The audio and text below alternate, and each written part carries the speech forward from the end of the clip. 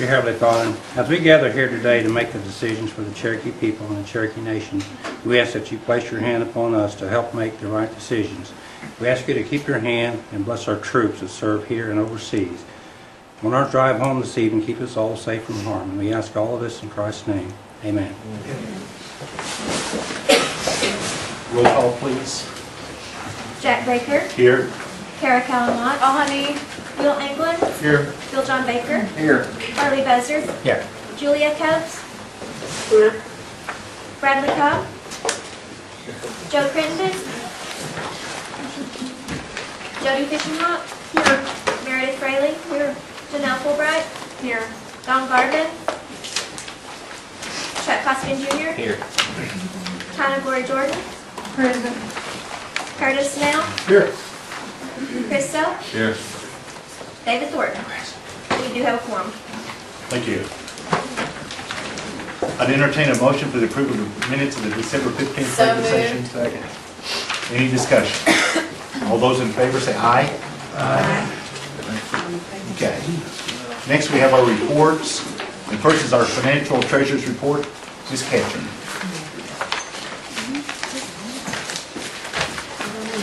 Good afternoon, Council. You have my written report. If you have any questions, I'll try to answer it. Yes. Councilor Watts. Thank you, Mr. Chair. So on your monthly report, I just want to make sure that I'm reading this correctly. So in the first month of the fiscal year, 85.8% of all bids or transactions over $5,000 went to a tarot vendor out of the tribal government. That's correct. And so of the under $5,000 worth of transactions, and that first amount was the total of the 5.2 million. Right.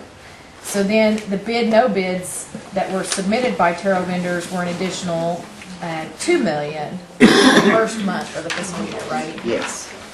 So effectively. Oh, I apologize, Kara. This is 2 months ending November 30, so that's 2 Okay. months. Oh, yeah, so the first 2 months. So we're doing exceptionally well, at least on the tribal side for tarot then. is what Yes, this tells me. on things that are bid out, 85% went to tarot vendors. On those where a tarot vendor bid, the $2 million number is the items that were put out for bid that no tarot vendor bid on. Okay, so the things that are excluded from that, that's not our total spending, but we can't account for, like if it goes to a hospital or it goes to a government that we have a contract with, that's not something we can bid and that tarot people would be able to participate in. That's just the contract for contract health money and those things. But of the biddable items, we're probably looking at 90%, probably about, or more of going to tarot vendor out of government spend in the first 2 fiscal months. On the items that we bid out. First 2 on- months of the fiscal year. On the other under 5,000 items, we have not come up with a good way to get a report on that yet because there's such high volume, but it is our policy on anything under 5 to try to place that with a tarot vendor first. Thank you, Mr. Chair. Councilor Fishing. Yeah, I want to talk to the under 5,000 that you're saying is such a high volume that we can't get a count on it. When will we get a count on it, especially if it's such high volume? Well, when I say high volume, there's lots of small orders. We are working with the IT department, but we're also working with One Stop. I don't know when that's going to be available. One of the things that we're trying to do is get the NACE codes in the vendor master and make sure that we have all of the tarot certified vendors identified in the vendor master. So there's a lot of maintenance that is going on at this time. But I assure you we're working on it and we will get it to you just as quickly as we can. How much would you say the total of the over 5,000 is? I don't know. I would have to run a report. I can do that and get it back to you. Okay, is it less than the 5.2? I You don't really know. can't say that? I don't know. So it may be over. It's okay anywhere. Okay. I Would you could run that certainly. report and send it out to us, Yep. please? The other question is, can you tell me about the financing of the Anita's Salina? What we're doing, are we floating bonds, what are? We issued a request for financing proposals, and the first go-round, we got 2. Doug and I met and reviewed those, and we put it back out to, with a few changes in the assumptions, and right now, we are reviewing 4 responses. So I've been working with Doug on that, and we hope to have something to bring to the council, you think by next E&F? Couple weeks, we should have something to bring forward. It's a really tough financing market right now. I'm just amazed when you talk to some of these bankers, the type of collateral and pledges they want for a $30 million loan. Okay, I'm curious, what's our bond rating? Pardon me? What is our bond rating? Our existing bonds are an average of 4.3. There's 3 different tranches. One is 4.1, one is 4.3, and one is 4.6.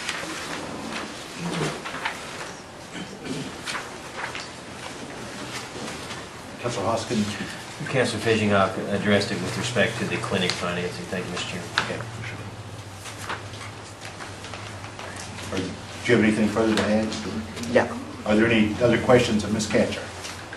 Thank you. Thanks very much. Next, Cherokee Nation Entertainment, Mr. Slayton.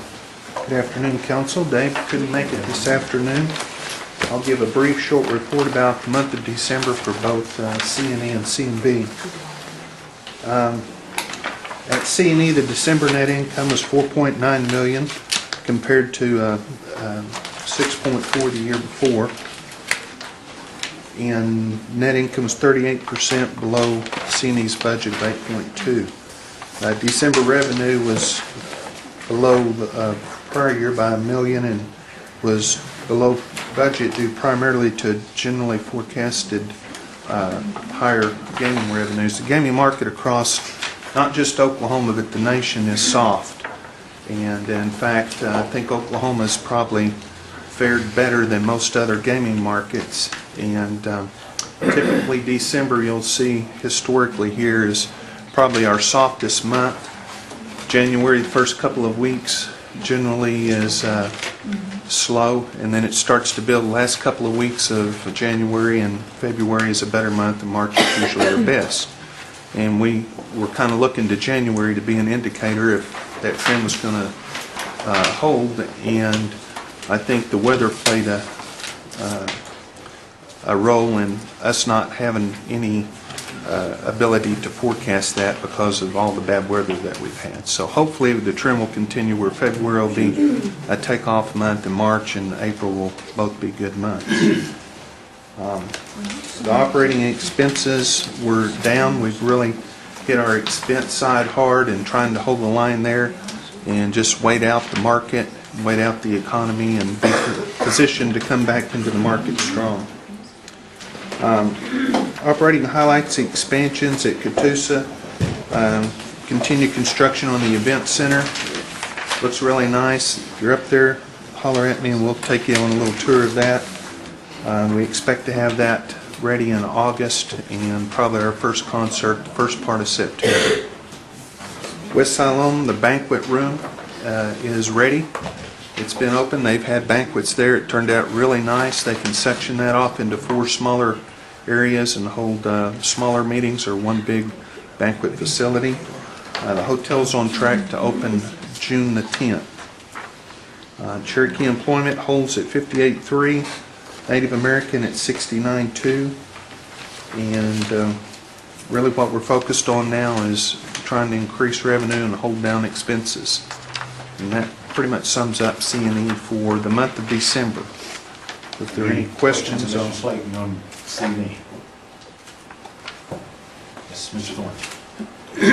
How many is this convention center going to hold? the event center will hold approximately 2,500. It's going to be very nice. Councilor Sutton. What are some of the indicators that you're looking at as far as when you will determine what will constitute an economic recovery, or where people are getting more confidence to go out into spending entertainment dollars? You know, is there anything out there that you can divulge that you guys are looking at? Well, we, kind of like all the other businesses, the general economic outlook is predicated in large part on sales tax collections across the state. You know, the price of oil in Oklahoma is important. It's starting to hover around $75 to $80 a barrel. That generally starts being a point where people enter the market back drilling and things like that, and just overall just the same indicators that all other businesses look to. And for us, I don't know that we've necessarily seen a decline so much in attendance as it has been. Probably people are just more careful with their money when they're out there. They might play a denom that allows them to stay on the game longer and spend a little less. So, but overall, I think Oklahoma gaming market, although it's down, it's not been impacted nearly like Atlantic City or Vegas or Tunica.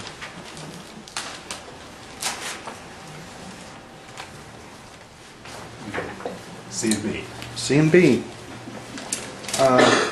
The monthly net income in December for all entities underneath C&B's umbrella was $5.2 million. Consolidated net income was above November's net income by $700,000. We have the BOA loan facility there. At the end of December, there were $47 million outstanding on that, and $56 million outstanding at the end of January. Operating highlights of the subsidiaries. CCRC is currently estimating a new design-build contract for Dover Air Force Base, and it has the potential to generate $12 to $13 million in revenue over 2 years. It's not included in what they have budgeted. They're still trying to win that particular contract. APSC negotiated a 6-month extension to June 30th on the Boeing Wichita bin management contract at a reduced activity level and monthly fee to assist Boeing in its cost reduction requirements. They anticipate a potential increase in Wichita in 2011. They also are awaiting a decision on the KC-135, which was submitted in October. They'd hoped to hear something in January, and I don't have an update whether that news came through or not. And everybody is, you know, just like C&E and most other businesses, they're just trying to do what they can to keep the revenue up and keep their expenses down. And that is pretty much it for C&B. If there are any questions, I'll try to answer them. Any questions for Mr. Slayton on C&B? Councilor John Watts. And it actually applies to C&E and C&B. I didn't want to ask it at full council, but it was the report that came to us from C&E, C&B on recycling at the bottom of the monthly report. And it didn't include bottles. Are we not recycling glass now? Okay. Yeah. My understanding is that we're, as a company, recycling about 24 tons a month of all material. Paper, glass, styrofoam, whatever. No, it's significant, and I appreciate it. Just Plastic didn't have, it had plastic and paper broke out, and then other, but it didn't have glass, and I thought it was its own separate item, so. Well, I'm not sure, but I do know that we are recycling the bottles from the bar area. No, that's greatly appreciated. Thank you. I say that. Gina? Is that a true statement? Okay, thank you very much. Much appreciated. Any other questions? Thanks, Sean. Next is Cherokee Nation Industries, Mr. Warstaff.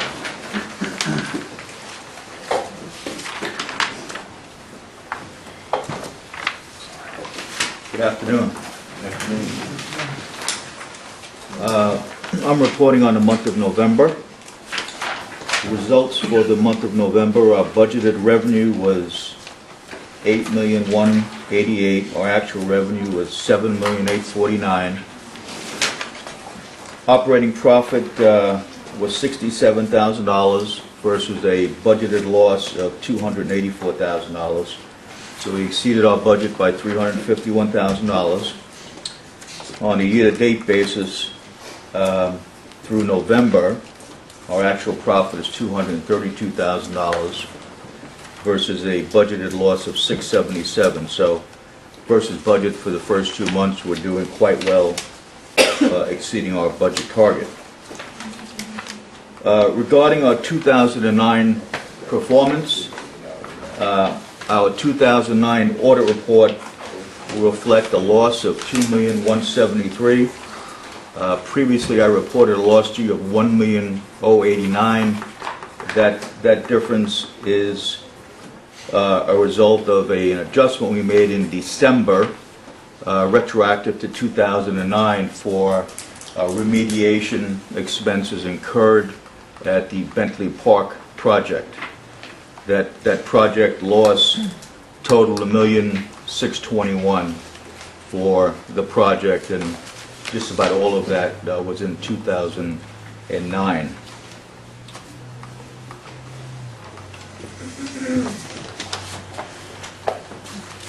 Answer any questions? When did y'all realize that construction management year was going to be a loss? At the end of September, included in our preliminary results, we had a $484,000 loss for Bentley Park. In October, we had a $26,000 loss, and then in the month of November, we had a $136,000 loss. We knew we were going to have to go back and make a retroactive adjustment for 2009. And what we wanted to do is wait till December till we had a clear picture of what all of the expenses would be, so we made one adjustment. We had till the end of January before we were going to issue the audit report, so we made that adjustment in December. Okay, when we met in the summer, you told us that the Bentley project was going to break even. And since then, we realized there's going to be about $1.5 million loss. How quick did y'all realize that between the time we asked in the summer and when the time you reported it? I mean, can we have that conversation in this? May I speak to that? Yeah. Mr. Collins. Okay. We had a meeting, a briefing meeting on August 21st that reported the job to be best case break even or lose money. At that time, what I did not realize was the remediation work that needed to take place, from poor workmanship in certain areas of subcontractors that was not realized, it was not known at the time. So we had to survey the property, shut down the site, surveyed the property, and had to re-engage activities in October and November to repair and replace a lot of the work that was installed. Okay. So at that time, when we reported this, I gave the best information that I had available to me at that time. How can CMI, which concerns me because it's in my district and employs Yes. a great deal of Cherokee people, continue to sustain itself if we keep having these losses year after year? CNI does not plan on taking any additional construction projects going forward. No more. Okay, what would its profit or loss be if we didn't have the construction on? I'm kind of curious. Well, it would have been about the loss would have been about $600,000. Okay, out of all the construction we done last year, can you tell me which ones are profitable? Because you all gave us a list at that meeting of the different projects. I can get that for you. And you can tell us which one's profitable? I can get that for you. I don't have it with me now. Okay. What did you all do once you realized Bentley was going to be a loss? talk to that again? Because I'm still confused about the August meeting. Okay. Well, at the August meeting, we knew the best case scenario would be a break even at that time. The completion of the project going forward, when you said when we recognized there was going to be a loss on the project, make sure, if you rephrase that question, I want to make sure I answer it correctly. What did we do when we realized there was going to be a loss? I'm curious about the steps you took, because we talked about in here that night, that evening. Okay. What did you do after that? You know, we talked around it and person in general and what have you. Oh, okay, okay. I was trying to understand. The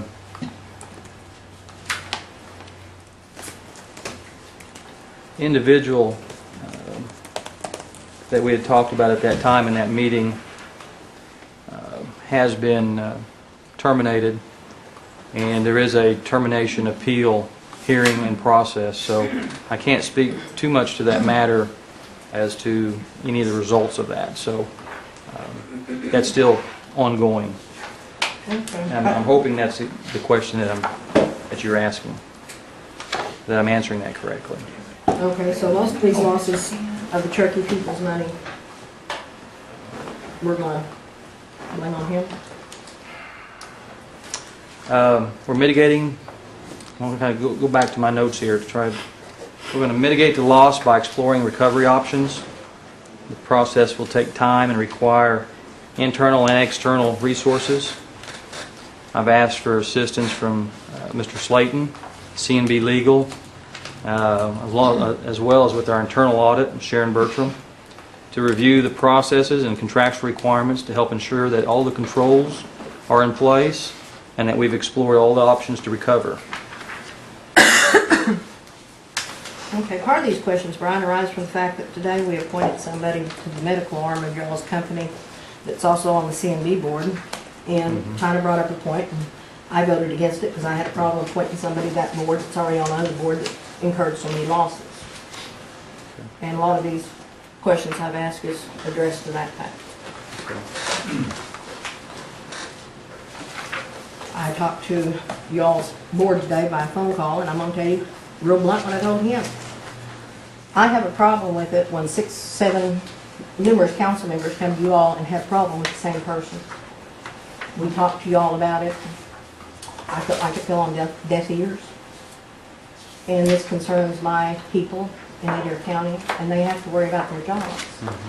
So when it fell on deaf ears and we was able to provide proof of lien of different judgments and courts, I'm curious as to why it took so long to react. And that's what I addressed to him. Okay. Thank you. Councilor Jordan. Brian, this individual that apparently has lost this almost a little over $2 million on this one project, was there a background check conducted on him prior to his hiring? Yes. Did anybody pay attention to the background check? Well, there's various types of background checks. The background checks typically in that role was for a financial background check. A lot of different positions, reference checks, but I think the background check that you're speaking to was brought forward after this employee had been with us for quite some time, and we did review and investigate that. To, I would say, it's not something that we would be satisfied with, but it was at a point where we were making a decision on being able to bond or not bond. And that the bonding was, if the bonding was not able to take place, when we reviewed it and reviewed the information, it was discussed with the underwriter going forward. If they were not going to permit the bonding, then we were going to have to take some other actions.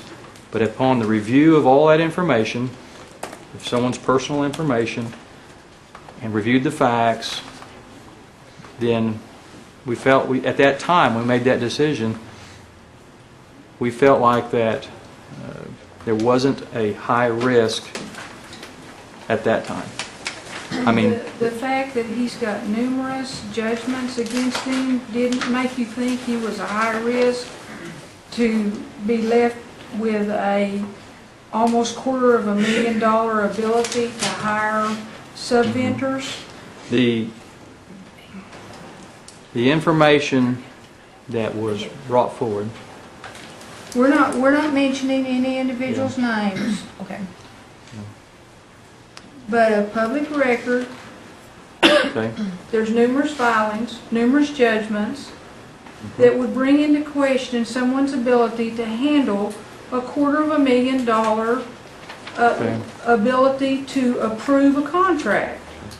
And in fact, he was allowed to exceed that, is that correct?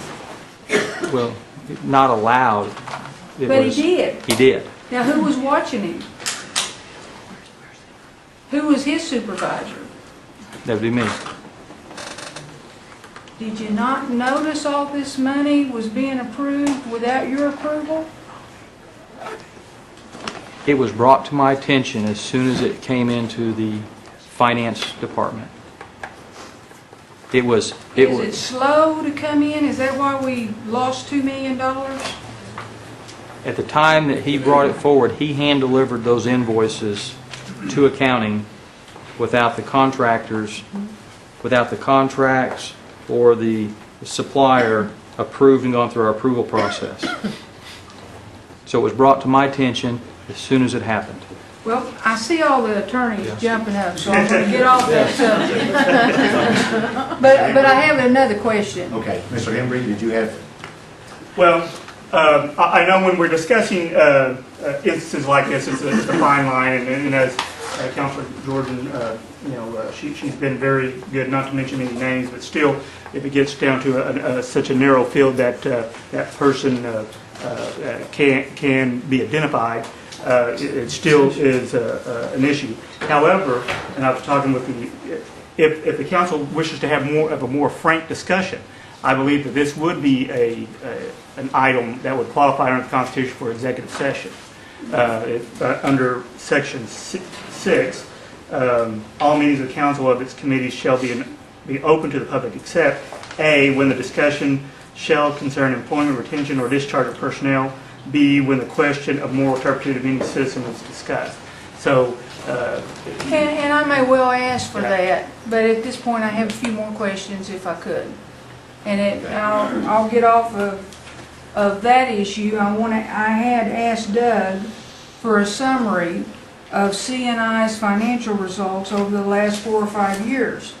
And he's reported to me that we have cumulative losses since 2005 of over $9 million. I guess my question is, how long have you been employed there, Mr. Collins? I started in August of 2005. And we have lost $9 million while you've been employed there. Now I would like to ask for that executive session, because there needs to be a lot more discussion about this. Folks, we are bleeding money over there. Is that a motion? It's a motion. Second. So all those in favor say aye. Aye. Those opposed? Okay. We will go into executive session. Do we need to designate who gets to stay? Pardon? yeah. Do we need to designate who gets to stay? Todd? Mr. Collins and Mr. Hembry? I would suggest, Todd? in light of, I don't know how to say this, that C and B, C and E, however we want to do it, C and E, C and B, And Sean, go Secretary of ahead. State, does she get to stay? Why don't we? I want to ask Doug to stay too, because he He's has already the done it. numbers. He's already done it's Kevin. The live feed. Okay, the live feed stuff is Yes. still recorded, share this evening. Time. Do we need a representative from the AG's office? Callie. Todd, that we have to record this separately and it be put in the vault. Yes, our practice in the past is to put in a new tape recording. It